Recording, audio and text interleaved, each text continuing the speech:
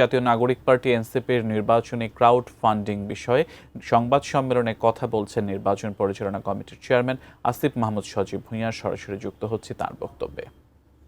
করেছিলেন চাকরি ছেড়ে এসে রাজনীতিতে যুক্ত হয়েছেন জুলাই গণঅভ্যুত্থানের পরে, অথবা কেউ ছাত্র ছিলেন, পড়াশোনা শেষ করেছিলেন, সেই পর্যায় থেকে এসে যুক্ত হয়েছেন।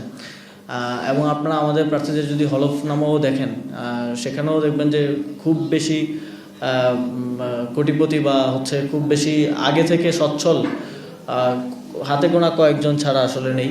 ফলে আমাদের সাপোর্টটা আমরা মনে করি জনগণের থেকে আসবে এবং আমরা জনগণের জন্য কাজ করি।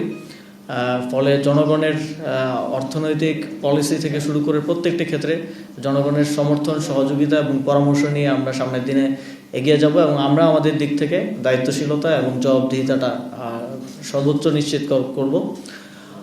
এবং আমি আহ্বান করব বাংলাদেশের জনগণকে আপনাদের মাধ্যমে যে জাতীয় নাগরিক পার্টির যেই প্রার্থীকে আপনার পছন্দ হয় অথবা জাতীয় নাগরিক পার্টিকে আপনারা ডোনেট করুন এবং এই নির্বাচনী যে বৈতরণী সেটা পার হতে সহযোগিতা করুন।